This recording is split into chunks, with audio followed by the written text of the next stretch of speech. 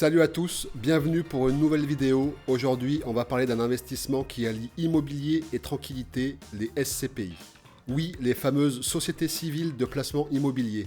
Alors c'est quoi? Pourquoi tout le monde en parle? Est-ce que c'est mieux que l'immobilier classique? Et surtout, est-ce que ça vaut le coup? À la fin de cette vidéo, vous serez calé sur les SCPI françaises et européennes. Et vous saurez si elles méritent votre argent. Alors les SCPI, ça passe ou ça crache?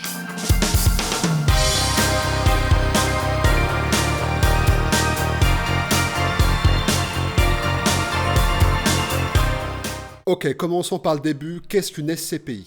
Une SCPI, c'est une société qui achète et gère des biens immobiliers pour ses investisseurs. En gros, vous achetez des parts dans cette société et elle s'occupe de tout. Acheter des biens, collecter les loyers, payer les charges et même vous reverser une part de ses bénéfices. Alors, il y a plusieurs types de SCPI. Premièrement, les SCPI de rendement. C'est les plus connus et c'est celles que tout le monde veut. Elle investit dans des bureaux, commerces, entrepôts, logements, etc. L'objectif, c'est de générer des revenus réguliers pour ses investisseurs. Deuxièmement, il y a les SCPI fiscales. Elles sont là pour vous aider à payer moins d'impôts grâce à des dispositifs comme la loi Pinel ou Malraux. Et en troisièmement, il y a les SCPI de valorisation. Ici, le but, ce n'est pas forcément de toucher des loyers tout de suite, mais de profiter de la revente des biens à un prix plus élevé dans le futur. Si toi aussi t'es passionné par l'investissement et que t'aimes le contenu de cette chaîne, je te laisse t'abonner et liker juste en dessous de cette vidéo.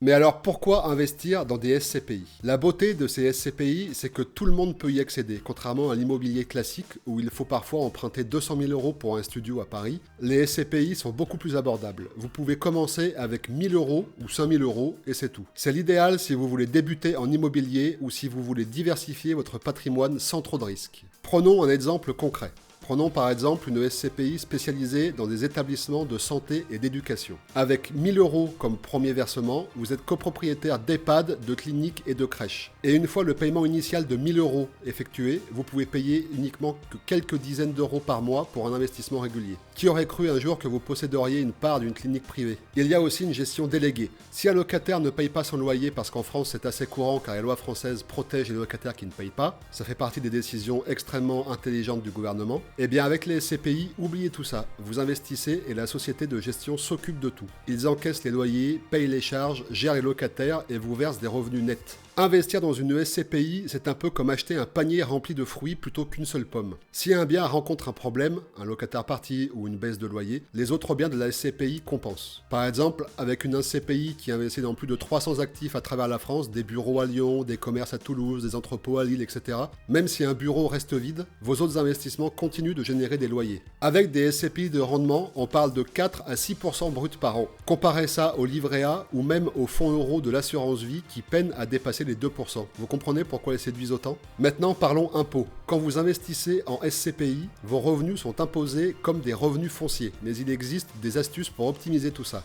Si vos revenus fonciers sont inférieurs à 15 000 € par an, vous bénéficiez d'un abattement de 30%. Par exemple, vous touchez 10 000 € de loyer, vous n'êtes imposé que sur les 7 000. Simple et efficace. Si vous financez vos parts à crédit, vous pouvez déduire des intérêts d'emprunt de vos revenus. Résultat, vous payez moins d'impôts et optimisez votre investissement. Par exemple, si vous achetez 50 000 € de parts de SCPI avec un crédit à la banque, les intérêts d'emprunt sont de 2 000 € par an, vous pouvez déduire ces 2 000 € de vos revenus fonciers, ce qui réduit votre base d'imposition. Mais alors voici réellement les avantages des SCPI sur l'immobilier classique. Il n'y a pas de gestion locative. Gérer un appartement, c'est du boulot. Entre les recherches de locataires, les travaux imprévus et les loyers impayés, l'immobilier classique peut vite devenir un calvaire. Avec une SCPI, tout ça, c'est fini. Acheter un studio à Paris coûte au minimum 200 000 € aujourd'hui. Avec une SCPI, vous commencez à partir de 1 000 € tout en profitant des mêmes rendements immobiliers. Si vous achetez un seul bien et que le locataire ne paye pas, vous êtes dans le rouge. Avec une SCPI, vos revenus viennent de dizaines, voire de centaines de biens différents. Mais alors, regardons maintenant les inconvénients des SCPI face à l'immobilier classique. Il y a quand même moins de contrôle. Quand vous achetez un bien immobilier classique, vous êtes maître à bord. Vous choisissez les travaux, les locataires et même les couleurs des murs. Avec une SCPI, vous confiez cette gestion à une société tierce. Les frais d'entrée des SCPI sont élevés entre 8 et 12%. Cela signifie que si vous investissez 10 000 €, seuls environ 8 800 € travaillent réellement pour vous. C'est pourquoi les SCPI doivent être vus comme un investissement à long terme. Les revenus de SCPI françaises sont imposés comme des revenus fonciers, cela veut dire que vous payez de l'impôt sur le revenu, plus les prélèvements sociaux de 17,2%. Si vous êtes fortement imposé, cela peut grignoter une bonne partie de votre rendement. Mais alors pour ça, il y a une alternative aujourd'hui, les SCPI européennes.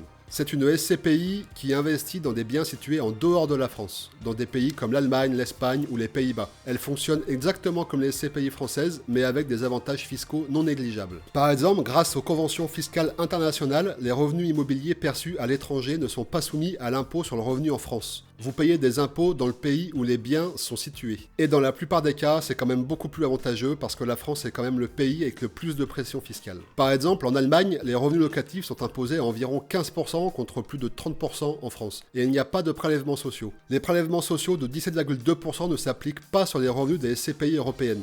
Résultat, votre rendement net est souvent beaucoup plus élevé. Investir dans des SCPI européennes, c'est aussi profiter des marchés immobiliers étrangers. Certains pays comme l'Allemagne ou les Pays-Bas ont des marchés très stable, ce qui réduit encore plus les risques. Par contre, vous n'avez pas la main sur les choix d'investissement et tout repose sur la société de gestion. Alors, vous l'avez compris, les SCPI, qu'elles soient françaises ou européennes, sont une solution intéressante pour diversifier ses investissements et profiter de l'immobilier sans les contraintes. Mais alors, les SCPI, ça passe ou ça crache ? Eh bien, si vous cherchez une solution simple, accessible et sans gestion, c'est un bon choix de départ. Allez, on se retrouve dans une prochaine vidéo. Ciao!